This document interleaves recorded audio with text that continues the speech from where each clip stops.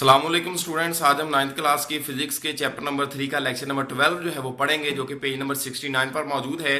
और आपको याद होगा कि पिछले लेक्चर में हमने law of conservation of momentum जो है वो टॉपिक स्टार्ट किया था और उसमें हमने कुछ डेफिनेशंस पढ़ी थी और हमने एक बॉल वाली जो है वो एग्जाम्पल जो है उसको एक्सप्लेन किया था। आज के लेक्चर में हम जो है वो example of bullet and gun जो है वो एक्सप्लेन करेंगे, सेकेंड हाफ जो है इस लॉन्ग क्वेश्चन का। तो बेटा सपोज करते हैं कोई एक सिस्टम है गन और बुलेट का, तो बुलेट के मैस को सपोज करते हैं स्मॉल एम से और गन के मैस को कैपिटल एम से डिनोट करते हैं। फायर करने से पहले की बात करें तो फायर करने से पहले बुलेट की कोई वेलोसिटी नहीं है, और अगर बुलेट की कोई वेलोसिटी नहीं है तो डेफिनेटली उसका कोई मोमेंटम नहीं होगा। यानी फायर करने से पहले बुलेट का मोमेंटम जो है वो जीरो होगा, और चूंकि गन जो है वो भी रेस्ट में है इसलिए गन की वेलोसिटी भी जीरो फायर करने से पहले, इसलिए फायर करने से पहले गन का मोमेंटम भी जीरो।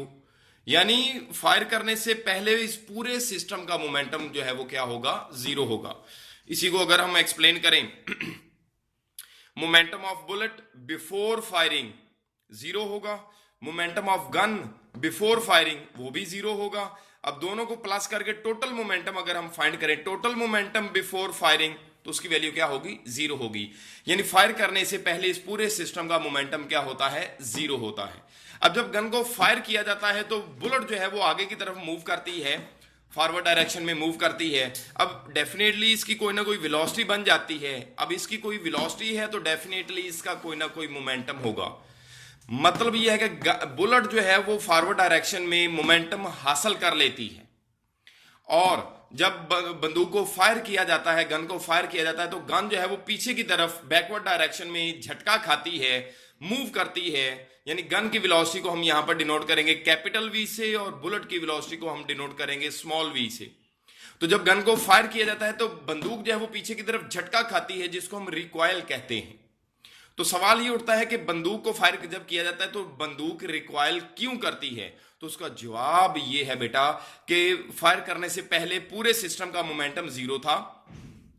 फायर करने के बाद जो गोली है बुलेट वो आगे की तरफ मोमेंटम हासिल कर लेती है, और उसको जीरो करने के लिए, चूंकि फायर करने से पहले मोमेंटम जीरो था पूरे सिस्टम का, अब बुलेट ने मोमेंटम हासिल कर लिया है। इसके मोमेंटम को दोबारा कंजर्व करने के लिए, दोबारा पहले वाला मोमेंटम जीरो करने के लिए बंदूक क्या करती है, जितना मोमेंटम आगे की तरफ गोली हासिल करती है उतना ही मोमेंटम बंदूक पीछे की तरफ हासिल करती है ऑपोजिट डायरेक्शन में, ताकि दोनों को प्लस करने से आंसर दोबारा फिर वही जीरो आ सके। तो मोमेंटम की वैल्यू को कंजर्व करने के लिए जो है वो गन जो है वो रिक्वायर करती है। तो अगर हम आफ्टर फायरिंग की बात करें, momentum of bullet after firing क्या होगा, आफ्टर फायरिंग जो है उसकी वेलोसिटी को हमने स्मॉल वी से डिनोट किया हुआ है, तो इसका मोमेंटम जो है वो कितना बन जाएगा, m v, small m small v. और गन की भी कुछ ना कुछ वेलोसिटी है, अब गन का भी कुछ ना कुछ मोमेंटम होगा आफ्टर फायरिंग।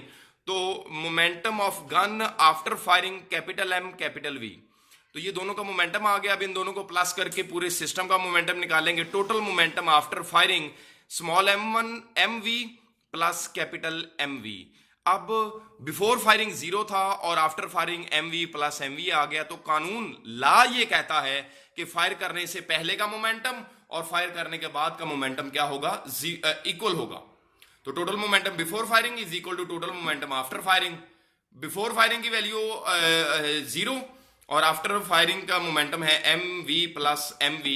यहां से अगर हम चाहें तो ये बंदूक की जो वेलोसिटी है वी कैपिटल वी, इसकी वैल्यू हम फाइंड कर सकते हैं।